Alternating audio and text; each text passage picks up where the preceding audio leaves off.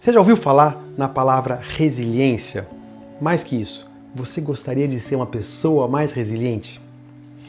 Eu sou Henrique Bueno, eu sou especialista em felicidade e felicidade corporativa, eu sou mestre em psicologia positiva, CEO e fundador do Ruby Institute Brasil, e eu tô aqui para mostrar para você que felicidade é coisa séria.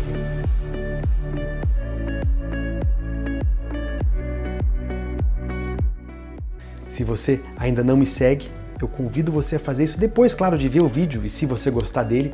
E se você realmente gostar, que você convide mais gente para fazer parte dessa comunidade. Clica no sininho aqui para você receber todo o conteúdo que eu produzo. Toda semana tem algo novo para você estar sempre aprendendo mais sobre a psicologia positiva. Mas vamos lá, você já ouviu falar sobre resiliência? É uma palavra muito comum, palavra da moda inclusive, né? Ainda mais depois desse mundo, desse tempo longo que a gente viveu em pandemia.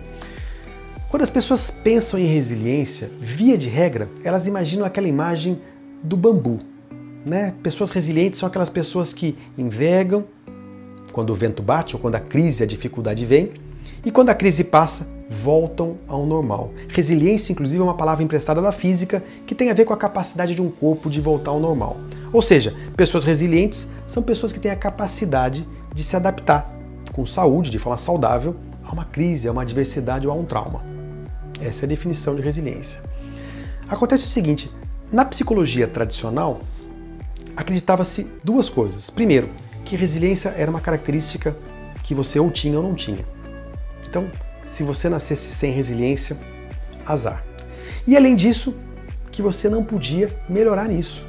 Ou era uma característica mesmo. Ou você tinha, e no nível que você tinha, era o que você podia contar para o resto da sua vida.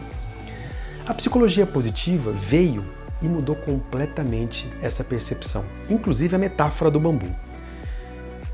As novas descobertas da psicologia positiva mostram o seguinte: primeiro, a maior parte das pessoas são resilientes na maior parte do tempo.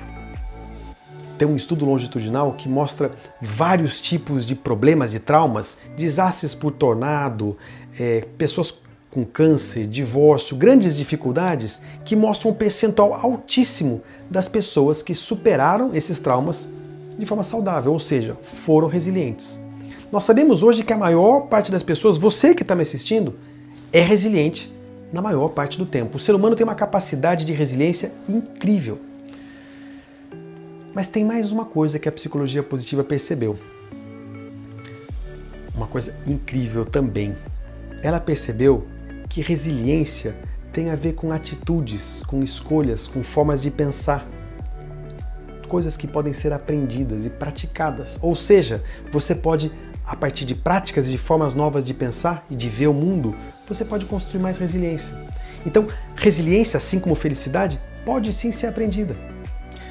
E tem mais. Hoje, a psicologia positiva trabalha com um conceito ainda mais amplo. Muito se sabia, muito a psicologia tradicional sabia, sobre o transtorno pós-traumático, né? Pessoas voltavam, por exemplo, de guerra ou de grandes traumas com transtornos. A psicologia positiva começou a perceber o seguinte, que apesar disso ser uma verdade, também havia muita gente que voltava de grandes traumas melhores, maiores. Pessoas que voltavam de guerra e começavam a ajudar veteranos que tinham passado por experiências traumáticas, pessoas que passavam por lesões graves, perder um membro, por exemplo, e acabavam em Olimpíadas. E a psicologia positiva, então, descobriu que existe o crescimento pós-traumático. Além da resiliência, existe a capacidade de você crescer após um trauma. Existem vários domínios do crescimento pós-traumático, todos eles que nós ensinamos na certificação internacional em psicologia positiva e ajudamos você a viver ao longo da experiência da certificação. Mas veja, eu contei no começo, né, que a psicologia tradicional entendia, então, resiliência como a metáfora do bambu, a capacidade do indivíduo inclinar, descer, cair e voltar após a crise. A metáfora atual de resiliência mudou completamente. E para eu explicar qual é essa metáfora, deixa eu contar uma história para vocês. Existe uma lenda de que numa época no Japão ancestral haviam vários reinos. E num desses reinos, o rei tinha no centro do seu castelo um vaso que ele amava, um vaso que estava na família dele há várias gerações. Um vaso que era tão importante para ele que ficava na entrada onde ele recebia os emissários dos outros países. no centro do palácio, tão importante que fazia parte do brasão real. Mas esse reino entrou em guerra com os reinos vizinhos. E durante anos foi um período de sofrimento, de dor, de tristeza, de trauma. E quando a guerra terminou, esse rei volta para o castelo, percebe a cidade arrasada, a dor, a tristeza, os traumas sofridos. E quando esse rei entra no palácio semi-destruído, quando ele chega no saguão principal, ele se ajoelha no chão e ele encontra os cacos do vaso, o vaso quebrado no chão. E em prantos, ele pega todos aqueles cacos na mão.